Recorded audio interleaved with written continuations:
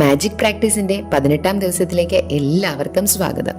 Rhonda ബേണിന്റെ the magic എന്ന ബുക്കിനെ ആസ്പദമാക്കി നമ്മൾ ചെയ്തുകൊണ്ടിരിക്കുന്ന 28 ദിവസത്തെ മാജിക് പ്രാക്ടീസാണ് നമ്മളിപ്പോൾ 18ാം ദിവസത്തിൽ എത്തിയിരിക്കുന്നത്. ഇന്ന് ഈ വീഡിയോ ആദ്യമായി കാണുന്നവരാണെങ്കിൽ ദയവ് ചെയ്ത് പ്ലേലിസ്റ്റിൽ ചെന്ന് 1ാമത്തെ ദിവസത്തെ വീഡിയോ മുതൽ കണ്ടു തുടങ്ങി പ്രാക്ടീസുകൾ ചെയ്യേണ്ടതാണ്. ഇടയിൽ എപ്പോഴെങ്കിലും മുടങ്ങിപ്പോയവരാണെങ്കിൽ 3 ദിവസം പുറകിലേക്ക് പോയി അവിടെ നിന്നും വീണ്ടും പ്രാക്ടീസുകൾ തുടരേണ്ടതാണ്. ഇന്ന് നമ്മൾ ചെയ്യേണ്ട കാര്യങ്ങളുടെ പട്ടിക എങ്ങനെയാണ് തയ്യാറാക്കുന്നതെന്നാണ് പഠിക്കാൻ പോകുന്നത്.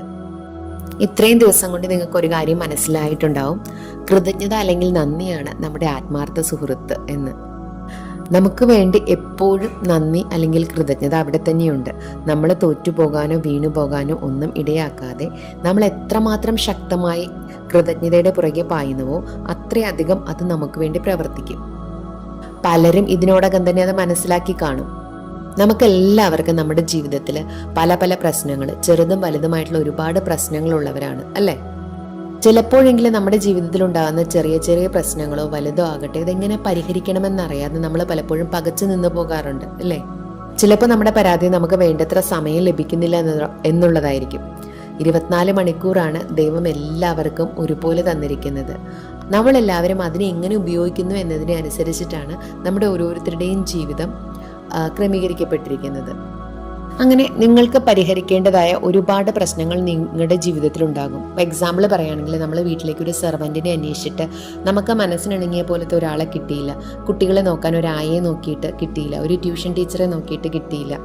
നമുക്കൊരു നല്ല ബ്യൂട്ടീഷ്യനെ നോക്കി നമുക്ക് മനസ്സിനിണങ്ങുന്ന പോലത്തെ ഒരാളെ നമുക്ക് കിട്ടിയിട്ടില്ല. അങ്ങനെ പല കാര്യങ്ങളാകാം. അല്ലെങ്കിൽ ഒരു ഡോക്ടറെ, നമുക്ക് ആവശ്യമുള്ള കാര്യങ്ങൾ പറഞ്ഞു തരുന്ന, നമ്മളോട് നല്ല രീതിയിൽ പെരുമാറുന്ന ഒരു ഡോക്ടറെ നമ്മൾ അന്വേഷിച്ചുകൊണ്ടിരിക്കുകയാണെങ്കിൽ ഇതൊന്നും നമുക്ക് ലഭിച്ചിട്ടില്ല എന്ന് വിചാരിക്കുക. അപ്പോൾ മറ്റൊരാൾ നമ്മളോടൊരു കാര്യം ചെയ്യാൻ ആവശ്യപ്പെടുകയും അതങ്ങനെ ചെയ്യണമെന്ന് നമുക്ക് അറിയാതിരിക്കുകയും ചെയ്യുമ്പോൾ നമുക്ക് നല്ലൊരു സുഖകരമായിട്ടുള്ളൊരവസ്ഥയായിരിക്കില്ല ഉണ്ടാവുന്നത് അല്ലേ? ഇപ്പോൾ എക്സാമ്പിൾ പറയുകയാണെങ്കിൽ, നമ്മുടെ പാരൻസ് നമ്മളോട് പറയാണ്, എനിക്ക് ഇന്നൊരു കാര്യം ആവശ്യമുണ്ട്, നിങ്ങളൊന്ന് നടത്തി തരുമെന്ന് ചോദിക്കുമ്പോൾ അതെങ്ങനെയാണ് ചെയ്തു കൊടുക്കേണ്ടതെന്ന് നമുക്ക് അറിയാതിരിക്കുകയും എന്നാൽ നമ്മളത് ചെയ്തു കൊടുക്കേണ്ട ഒരു അവസ്ഥയുമാണെങ്കിൽ നമുക്ക് വളരെയധികം വേദന തോന്നൂലേ? ഞാനിതെങ്ങനെ നടത്തി കൊടുക്കും, അവരുടെ ഒരു ആവശ്യം അവർ പറഞ്ഞിട്ട് എങ്ങനെ നടത്തി കൊടുക്കുമെന്ന് നമ്മൾ പലപ്പോഴും വിഷമിക്കാറില്ലേ? അപ്പോൾ നമുക്ക് പരിഹരിക്കേണ്ട നമ്മുടെ പ്രശ്നങ്ങൾ, നമ്മളുടെ ചെറിയ ചെറിയതും വലുതുമായിട്ടുള്ള പ്രശ്നങ്ങൾ എന്തൊക്കെയാണ് നമ്മൾ കണ്ടുപിടിക്കണം. അതായത് നിങ്ങൾക്ക് ചെയ്തു കിട്ടേണ്ടതും പരിഹരിക്കേണ്ടതുമായ പ്രധാന കാര്യങ്ങളുടെ പട്ടികയാണ് നമ്മളിന്ന് തയ്യാറാക്കേണ്ടത്. ചെയ്യേണ്ട കാര്യങ്ങളുടെ മാന്ത്രിക പട്ടിക എന്ന തലക്കെട്ട് നമ്മൾ കൊടുത്തിട്ടാണ് നമ്മൾ ഈ ലിസ്റ്റുകൾ തയ്യാറാക്കുന്നത്. നിങ്ങൾക്ക് ചെയ്യാൻ സമയം കിട്ടാത്ത കാര്യങ്ങളോ നിങ്ങൾക്ക് ചെയ്യാൻ ഇഷ്ടമില്ലാത്ത കാര്യങ്ങളോ എല്ലാം നമുക്ക് ഈ പട്ടികയിൽ എഴുതി വയ്ക്കാവുന്നതാണ്. അതോടൊപ്പം തന്നെ നമ്മുടെ നിലവിലുള്ള പ്രശ്നങ്ങൾ, ചെറുതു മുതൽ വലുതുവരെ എല്ലാം നമുക്ക് എഴുതാവുന്നതാണ്.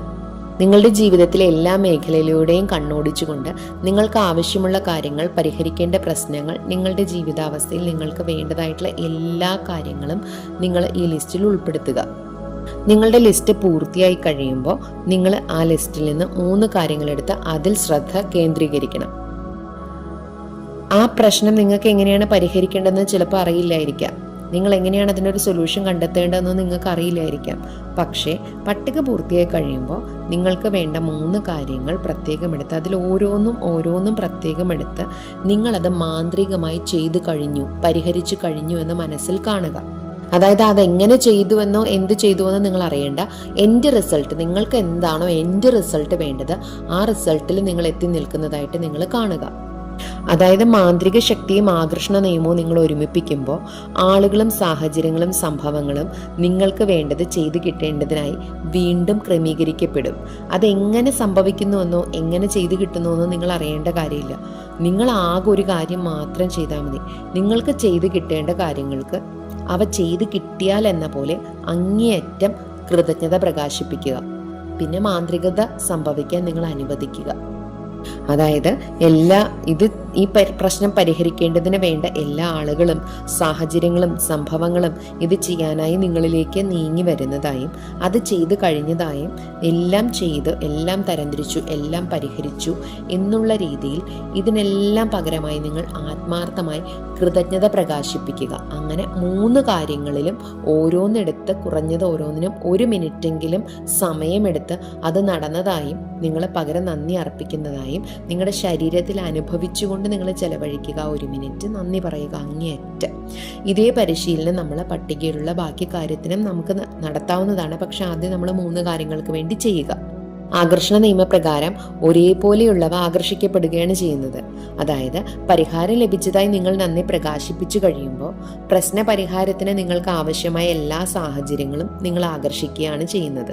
നിങ്ങൾ ഒരിക്കലും പ്രശ്നത്തിലല്ല ഫോക്കസ് ചെയ്യേണ്ടത്. പ്രശ്നം എഴുതി വെച്ചിട്ട് അത് പരിഹരിക്കപ്പെട്ട് കഴിഞ്ഞതായിട്ട് പരിഹാരത്തിലേക്കാണ് നിങ്ങളുടെ ശ്രദ്ധ തിരിക്കേണ്ടത്. അങ്ങനെ പരിഹാരത്തിലേക്കുള്ള കാന്തമായിട്ടാണ് നിങ്ങൾ മാറേണ്ടത്, പ്രശ്നത്തിലേക്കല്ല. അപ്പം പരിഹാരമുണ്ടെന്നും അത് പരിഹരിക്കപ്പെടുന്നെന്നും കൃതജ്ഞതയോടെ ഇരിക്കുമ്പോൾ ആ പരിഹാരം നമ്മളിലേക്ക് ആകർഷിക്കപ്പെടുന്നു. ഇപ്പോൾ ഉദാഹരണം പറയുകയാണെങ്കിൽ, ഒരാൾക്ക് ഭയങ്കര കടബാധ്യതയുണ്ടെന്ന് ചിന്തിക്കുക. അയാൾക്ക് സ്വപ്നം കാണാൻ കഴിയുന്നതിനേക്കാൾ കൂടുതലാണ് കടബാധ്യത ഉള്ളതെന്ന് ചിന്തിക്കുക. അപ്പോൾ ഇപ്പോഴത്തെ കാലത്ത് സ്വർണത്തിനൊക്കെ നല്ല വിലയാണ്. ഇപ്പോൾ ഒരു 25 പവൻ കടബാധ്യതയുണ്ടെന്ന് വിചാരിക്കുക. അയാൾ 25 പവൻ എന്ന് പറയുമ്പോൾ എളുപ്പമാണ്, 25 പവൻ. പക്ഷേ ഇന്നത്തെ സ്വർണത്തിൻ്റെ വില അനുസരിച്ച് അതിൻ്റെ വില കാൽക്കുലേറ്റ് ചെയ്താൽ ഒരുപക്ഷെ ബോധം കെട്ടുപോകും. അപ്പോൾ നമ്മുടെ കയ്യിൽ ഒന്നുമില്ലാതിരിക്കുന്ന സമയത്ത് ഇത്രയും കടബാധ്യതയിൽ നിൽക്കുന്ന ഒരാൾ എങ്ങനെ ഇത് അടയ്ക്കുമെന്നടിച്ച് പകച്ചു നിൽക്കുന്ന ഒരു സമയത്ത് നമ്മളെപ്പോഴും നന്ദി അതിനകത്തേക്ക് പ്രയോഗിക്കാൻ പഠിക്കണം. അതായത് 25 പവൻ നമുക്ക് കടമുണ്ട്. ആർക്കാണോ നമ്മൾ ഈ 25 പവൻ കടം നമ്മൾ വാങ്ങിച്ചിരിക്കുന്നത് അവർക്ക് നമ്മൾ ആ 25 പവൻ തിരിച്ചു കൊടുത്തു. അത് തിരിച്ചു കൊടുത്തു കഴിയുമ്പോൾ അവരുടെ മുഖത്തുള്ള സന്തോഷവും നമ്മുടെ ഉള്ളിലുള്ള സന്തോഷവും ആ കടം വീട്ടി കഴിയുമ്പോൾ നമ്മളുടെ ഉള്ളിൽ അനുഭവിക്കുന്ന സമാധാനവും സംതൃപ്തിയും എല്ലാം നമ്മളിപ്പോൾ തന്നെ ഇമാജിൻ ചെയ്തുകൊണ്ട് നമ്മുടെ മനസ്സിൽ ആ സംതൃപ്തിയോടുകൂടി അത് കൊടുക്കാൻ കഴിഞ്ഞതിലുള്ള നന്ദി, കൃതജ്ഞത അങ്ങേയറ്റം ഉൾക്കൊണ്ടുകൊണ്ട് നന്ദി നന്ദി നന്ദി എന്ന് ആ പ്രശ്നം പരിഹരിക്കപ്പെട്ടതിൻ്റെ നന്ദി, അതായത് നമ്മളത് കൊടുത്തു കഴിഞ്ഞതിൻ്റെ സമാധാനവും സംതൃപ്തിയും ഉൾക്കൊണ്ടുകൊണ്ടുള്ള നന്ദി നമ്മൾ ഉള്ളിൽ രേഖപ്പെടുത്തിക്കൊണ്ടിരിക്കുമ്പോൾ പ്രപഞ്ചം അതിനനുകൂലമായിട്ടുള്ള സാഹചര്യം നമ്മളിലേക്ക് കൊണ്ടുവരിക തന്നെ ചെയ്യും. ഇത് നമ്മൾ ഉറപ്പായും ചെയ്യേണ്ടതാണ്. പരിഹാരമുണ്ടെന്നും അത് നമ്മുടെ ജീവിതത്തിലേക്ക് വരുമെന്നും അത് പരിഹരിക്കപ്പെടുമെന്നും നമ്മൾ നന്ദിയോടെ ഇരിക്കുമ്പോൾ പരിഹാരം ഉറപ്പായി നമ്മളിലേക്ക് ആകർഷിക്കപ്പെടും. ഈ മാന്ത്രിക പരിശീലനം എത്രമാത്രം ശക്തമാണെന്ന് കാണിക്കാൻ റോണ്ട ബേൺ തൻ്റെ മകൾക്കുണ്ടായ ഒരു അനുഭവം വിവരിക്കുന്നുണ്ട്. ഒരിക്കൽ ആ മകളുടെ പേഴ്സ് നഷ്ടപ്പെടുകയും ഈ പരിശീലനം അവർ പ്രയോഗിക്കുകയും ചെയ്ത കഥയാണത്. മകൾ ഒരു രാത്രിയിൽ പുറത്തു പോയി. പിറ്റേ ദിവസം രാവിലെ എഴുന്നേറ്റ് നോക്കുമ്പോൾ മകളുടെ പേഴ്സ് കാണാനില്ല. എവിടെയാണ് നഷ്ടപ്പെട്ടത് എന്നതിനെപ്പറ്റി യാതൊരു രൂപവുമില്ല. മോഷ്ടിക്കപ്പെട്ടതാണോ എന്നും അറിയില്ല. അങ്ങനെ ഭക്ഷണം കഴിക്കാൻ പോയ റെസ്റ്റോറൻറ്റിൽ വിളിച്ചു ചോദിച്ചു. വീട്ടിൽ വന്ന ടാക്സിയുടെ ഓഫീസിൽ അന്വേഷിച്ചു. പോലീസ് സ്റ്റേഷനിലും പോയി പരാതി കൊടുത്തു. പല തെരുവുകളിലും അതിനടുത്തുള്ള വീടുകളിലും ഒക്കെ അന്വേഷിച്ചെങ്കിലും അവളുടെ പേഴ്സ് കണ്ടവരാരും ഉണ്ടായിരുന്നില്ല. Bank, credit card, driving licence, പണം തുടങ്ങി പതിവ് വിലപ്പെട്ട സാധനങ്ങളായിരുന്നു പേഴ്സിലുണ്ടായിരുന്നത്. എന്നാൽ അതിലൊക്കെ പ്രധാനമായി മകളെ ആശങ്കപ്പെടുത്തിയത് എന്താണെന്ന് വെച്ചാൽ പേഴ്സിൽ നിലവിലത്തെ മേൽവിലാസമോ ബന്ധപ്പെടാൻ തക്ക വിവരങ്ങളോ ഇല്ല എന്നുള്ളതായിരുന്നു. എന്തെന്നാൽ അവൾ കുറച്ചു കാലത്ത് വിദേശത്തായിരുന്നു. അപ്പോൾ സാധാരണ വീട്ടുപേരോടുകൂടി പൊതുവായി അറിയപ്പെടുന്ന ഫോൺ നമ്പർ ഇല്ലായിരുന്നു. അതുകൊണ്ട് തന്നെ പ്രതീക്ഷയ്ക്ക് യാതൊരു വകയില്ലായിരുന്നു. ഇങ്ങനെ പേഴ്സ് കിട്ടാനുള്ള തടസ്സങ്ങൾ ഒരുപാടുണ്ടായിരുന്നെങ്കിലും മകൾ ഒരിടത്ത് കണ്ണുകൾ അടച്ച് അവളുടെ പേഴ്സ് മനസ്സിൽ സങ്കല്പിച്ചിട്ട് ആ പേഴ്സ് അവളുടെ കയ്യിൽ പിടിച്ചിരിക്കുന്നതായി ഒരു ചിത്രത്തിൽ എന്ന പോലെ മനസ്സിൽ കണ്ടു. അവളുടെ കയ്യിൽ അവൾ പേഴ്സ് പിടിച്ചുകൊണ്ട് വെക്കുന്ന ചിത്രം അവളുടെ മനസ്സിൽ കണ്ടിട്ട് പേഴ്സ് തുറന്ന് അതിലെല്ലാം കണ്ട് അത്യധികം കൃതജ്ഞതയോടെ നന്ദിയോടെ പേഴ്സ് തിരികെ കിട്ടി, ഒന്നും നഷ്ടപ്പെടാതെ തന്നെ ഉറപ്പോടെ കണ്ണുകൾ അടച്ചിരുന്നു. ഒരുപാട് നന്ദി പറഞ്ഞു. പിന്നീടുള്ള സമയം എപ്പോഴൊക്കെ പേഴ്സിനെ പറ്റി ചിന്തിക്കുന്നു അപ്പോഴൊക്കെ എൻ്റെ മകൾ അവളുടെ കയ്യിൽ പേഴ്സ് ഇരിക്കുന്നതായി സങ്കല്പിച്ച് പേഴ്സ് അവൾക്ക് തിരികെ ലഭിച്ചതിൽ വളരെയധികം ആഹ്ലാദവും കൃതജ്ഞതയും മനസ്സിൽ ഉൾക്കൊണ്ടു എന്നാണ് റോണ്ട ബേൺ എഴുതുന്നത്. അന്ന് രാത്രി വൈകി അവൾക്കൊരു ഫോൺ വന്നു. ഏകദേശം ഒരു 100 മൈൽ ദൂരെ നിന്ന് ഒരു കർഷകനാണ് അവളുടെ പേഴ്സ് ലഭിച്ചതായി വിളിച്ചു പറഞ്ഞത്. ഈ കഥയിലെ അസാധാരണമായ ഭാഗം എന്താണെന്ന് വെച്ചാൽ അതിരാവിലെ സമയത്ത് ആ മകളുടെ പേഴ്സ് അവളുടെ വീടിന് മുന്നിൽ വെച്ചൊരു കർഷകന് കിട്ടിയതായിരുന്നു. പക്ഷെ അതിനകത്ത് അത് തിരിച്ചേൽപ്പിക്കാനുള്ള അഡ്രസ്സോ ഫോൺ നമ്പറോ ഒന്നും തന്നെ ഇല്ലാതിരുന്നതിനാൽ പേഴ്സിന്റെ ഉടമയെ തിരക്കി കർഷകൻ പല ഫോൺ കോളുകൾ നടത്തിയെങ്കിലും അത് അവർക്ക് കോൺടാക്ട് ചെയ്യാൻ പറ്റിയില്ല. കാരണം അവരുടെ കറണ്ട് അഡ്രസ്സോ ഫോൺ നമ്പറോ ആ പേഴ്സിലില്ലായിരുന്നു. അങ്ങനെ കർഷകൻ അയാളുടെ കൃഷിയിടത്തിൽ അയാളുടെ ജോലികളെല്ലാം ചെയ്യുമ്പോഴെല്ലാം ഈ പേഴ്സിനെ കുറിച്ചുള്ള കാര്യങ്ങളായിരുന്നു അയാളുടെ മനസ്സിൽ ഇങ്ങനെ ചിന്തിച്ചുകൊണ്ടിരുന്നത്. അപ്പോൾ അയാൾ വീണ്ടും ഒന്നുകൂടെ പേഴ്സിൻ്റെ ഉടമയെ അന്വേഷിക്കാമെന്ന് കരുതി പേഴ്സ് തുറന്നു കഴിഞ്ഞപ്പോൾ പേഴ്സിൽ നിന്ന് ഒരു പേപ്പർ കഷ്ണം കിട്ടി. അതിലൊരു ക്രിസ്ത്യൻ പുരുഷനാമമാണ് എഴുതിയിരുന്നത്. അപ്പോൾ കർഷകൻ ഈ പേരും മകളുടെ സർനെയിമും ചേർത്ത് വെച്ച് ഡയറക്ടറിയിൽ വിളിച്ച് അന്വേഷിച്ചു. അങ്ങനെ ആ ഒരു പേരിലും സർനെയിമിലും ആകെ ഒരു ഫോൺ നമ്പർ മാത്രമാണ് ഉണ്ടായിരുന്നത്. ആ നമ്പറിൽ അയാൾ വിളിച്ചപ്പോൾ അത് ആ കുട്ടിയുടെ അച്ഛൻ്റെ വീട്ടിലെ ഫോൺ നമ്പറായിരുന്നു. അങ്ങനെ ആ കർഷകന് ആ നമ്പർ ലഭിച്ചു എന്ന് അവർക്കറിയില്ല, ഡയറക്ടറിയിൽ നിന്ന് കിട്ടിയെന്നാണ് പറയുന്നത്. പക്ഷേ അങ്ങനെ ഒരു നമ്പർ ഡയറക്ടറിയിൽ ലിസ്റ്റ് ചെയ്തിരുന്നില്ല എന്നാണ് റൗണ്ടാബേൺ എല്ലാം സാക്ഷ്യപ്പെടുത്തുന്നത്. ഈ സംഭവത്തിന് ശേഷം ഇവർ പലതവണ ഡയറക്ടറി ഓഫീസിൽ വിളിച്ചു നോക്കി. എല്ലാ തവണയും ക്ഷമിക്കണം, ഇങ്ങനെയൊരു പേരിൽ നമ്പറൊന്നും ലിസ്റ്റ് ചെയ്തിട്ടില്ല എന്നാണ് ഡയറക്ടറിയിൽ അവിടെ നിന്ന് കിട്ടിയ മറുപടി. 100 മൈൽ അപ്പുറത്ത് നിന്നൊരു കർഷകൻ ഏറെക്കുറെ അസാധ്യമായൊരു സംഭവങ്ങൾക്കൊടുവിൽ മകളുടെ പേഴ്സ് തിരിച്ചു കൊടുക്കുകയാണ്. അപ്പോൾ കൃതജ്ഞതയുടെ മാന്ത്രിക പ്രവർത്തിച്ചപ്പോൾ ഓരോ വ്യക്തിയും സാഹചര്യവും സംഭവവും അവളുടെ പേഴ്സ് തിരികെ എത്തിക്കുന്നതിന് എങ്ങനെ പ്രവർത്തിച്ചു എന്ന് നിങ്ങൾക്ക് ഇതിൽ നിന്ന് മനസ്സിലാക്കാം. അതായത് കോണ്ടാക്ട് ചെയ്യുന്ന ഒരു നമ്പർ പോലും ഇല്ലാതിരുന്ന സമയത്ത് കൂടി അതെങ്ങനെയാണ് ആ നമ്പർ കിട്ടിയതെന്ന് ഇന്നും അവർക്ക് അറിയില്ല. ഡയറക്ടറിയിൽ ആ നമ്പറിൽ അവർ കോണ്ടാക്ട് ചെയ്തിട്ട് പിന്നീട് അവർക്ക് ആ നമ്പറിൽ ഒരു കണക്ഷൻ കിട്ടിയിട്ടില്ല.